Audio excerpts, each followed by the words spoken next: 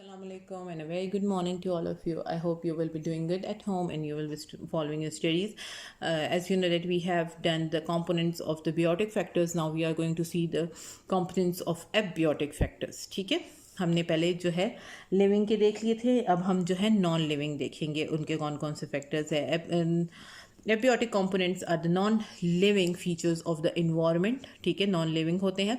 These include water, sunlight, temperature, soil and oxygen. ठीक है, अब उस सारे में पढ़ेंगे water. Water is the most important abiotic factor, क्योंकि वाटर के बगैर क्या होता है, लिविंग बीइंग जो है वो रह नहीं सकता, क्योंकि हाइड्रेटेड वाटर के थ्रू ही हम लोग होते हैं. प्लांट्स जो है उनको पानी की ज़रूरत होती है ग्रो करने के लिए. ठीक है, ह्यूमंस को ज़रूरत है टू गेट हाइड्रेटेड. ठीक है, अगर हम पानी यूज़ नहीं करते तो वो क्या है कि हम प्रॉपरली, जाहिर है, हम डाई हो सकते हैं, क्योंकि आपको पता है कि ऑक्सीजन भी पानी के अंदर मौजूद होता है और पानी के बगैर जो है कोई ह्यूमन या प्लांट हो या एनिमल हो या माइक्रो ऑर्गेनिजम्स हो वो सर्वाइव प्रॉपरली नहीं कर सकते. Now sunlight. Sunlight is a primary source of energy. ठीक है, सनलाइट से क्या होता है कि प्लांट्स जो है वो खाना अपना बनाते हैं. ठीक है, जो कि प्रोसेस आपको पता है फोटोसिंथेसिस का. और फिर प्लांट्स को कौन खाता है, एनिमल्स खाते हैं. तो वो जाहिर है फिर सर्वाइव नहीं कर सकेंगे जो एनिमल सिर्फ प्लांट को खाते हैं. ठीक है.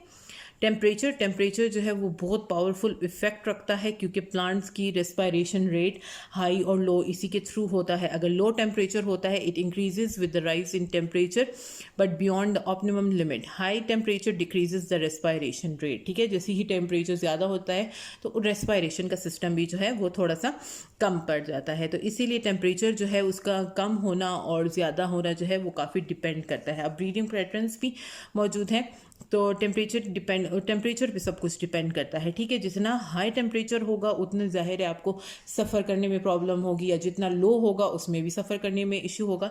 तो नॉर्मल टेम्परेचर बहुत ज़रूरी है. ठीक है, ताकि वो नॉर्मली अपनी ब्रीडिंग कैजुअली चल सके. ठीक है, temperature effects the growth rate, वो साइज को, कलर को, इन सब को इफेक्ट करता है, एनिमल और प्लांट दोनों के. ठीक है, उनका टेम्परेचर जो है वो इन्फ्लुएंस द बिहेवियर पैटर्न्स. ठीक है, ऑफ द एनिमल्स, बिहेवियर के भी उन पे इफेक्ट करता है. Now soil. The soil is fundamental to land basis. ठीक है, सॉइल आपको पता है कि बहुत ज़रूरी है प्लांट को ग्रो करने के लिए भी, बाकी बहुत सारी चीज़ों के लिए. डिकम्पोजर्स जो हैं वो उसी में रहते हैं. बैक्टीरिया और फंजाई जो है ये ज़्यादातर, बैक्टीरिया आपको पता है बाहर भी पाया जाता है, और माइक्रो ऑर्गेनिजम्स जो इसके अंदर रहते हैं उनके लिए भी बड़ा ज़रूरी है. सॉइल में जो है वो ज़्यादातर कंटेन ह्यूमंस होता है, जो कि सपोर्ट करता है प्लांट और एनिमल की लाइफ को. Soils are different from place to place. Soil जो है एक जगह अलग होती है, दूसरी जगह अलग होती है, कि काफ़ी इफ़ेक्ट रखती है, डिफरेंट होती है. एनिमल्स की ज़िंदगी के लिए भी बहुत ही डिफरेंस रखती है, क्योंकि जाहिर है कि प्लांट्स जो डाई होते हैं वो भी इसी में जाते हैं, एनिमल्स जो डाई होते हैं वो भी इसी में जाते हैं, ह्यूमंस जो हम लोग हैं हम भी मरते हैं तो हम लोग भी ज़ाहिर है इसी में ही जाते हैं. तो सॉइल बहुत ज़्यादा इफ़ेक्ट करती है. ठीक है, ये जो है inorganic minerals which are the plant growth के लिए जो ज़रूरी होते हैं, such as iron, zinc, calcium, phosphorus, वो भी उसमें पाया जाता है. प्लांट्स और उसके रूट्स जो हैं वो सारे सॉइल पे ही डिपेंड करते हैं. ठीक है. Now oxygen. ठीक है, लास्ट वन है इसमें. Oxygen is one of the most important of, आपको पता है कि हर इंसान को सांस की ज़रूरत होती है, हर जो लिविंग थिंग है उसको सांस की ज़रूरत है, और उसके लिए हमें ऑक्सीजन की ज़रूरत पड़ती है. ठीक है, they can not survive without it. Plant, कोई भी ह्यूमन, कोई भी जो लिविंग थिंग है वो सर्वाइव नहीं कर सकता इसके बगैर. ठीक है. Now page number 34. How organisms interact. आपस में ये इंटरेक्शन कैसे करते हैं. ठीक है, नो ऑर्गेनिज्म एग्जिस्ट अलोन. ठीक है, कोई ऑर्गेनिज्म जो है वो अकेला नहीं रह सकता, ये दोनों जो है एक दूसरे पे डिपेंड करते हैं in the manner of things. काफ़ी चीज़ों में two or more organisms living together have interaction. ठीक है, दो या दो से ज़्यादा रहते हैं वो ज़ाहिर है एक दूसरे के साथ इंटरेक्ट ज़रूर होते हैं. You interact all the time with your parents, siblings. ठीक है, जैसे आप ह्यूमंस के बारे में बात कर रहे हैं, वो क्या होते हैं, पेरेंट्स के साथ, सिबलिंग के साथ ज़ाहिर है इंटरेक्शन इनकी चलती रहती है. ठीक है, अब क्या है, कंपीट करने के लिए या बेनिफिट के लिए. ठीक है. Now predation. Other organisms get their food by eating other organisms, ठीक है। कुछ ऑर्गेनिजम्स जो है वो किस पे होते हैं, दूसरे ऑर्गेनिजम्स को खा के गुजारा करते हैं, विच आर कार्निवोर्स, जैसे ही आपको पहले बताया है। These organisms Hunt, catch and kill, ठीक है। हंट करते हैं, कैच करते हैं और उनको फिर किल कर देते हैं। These are called predators, predators कहलाते हैं। और the organisms that are being hunted, जो हंट हो जाते हैं उनको प्रे कहा जाता है, ठीक है। इसी तरह interaction between the both organisms चलता है।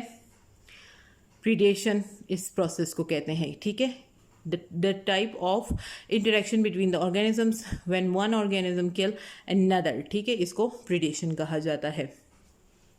अच्छा, नेक्स्ट हम देखते हैं symbiosis.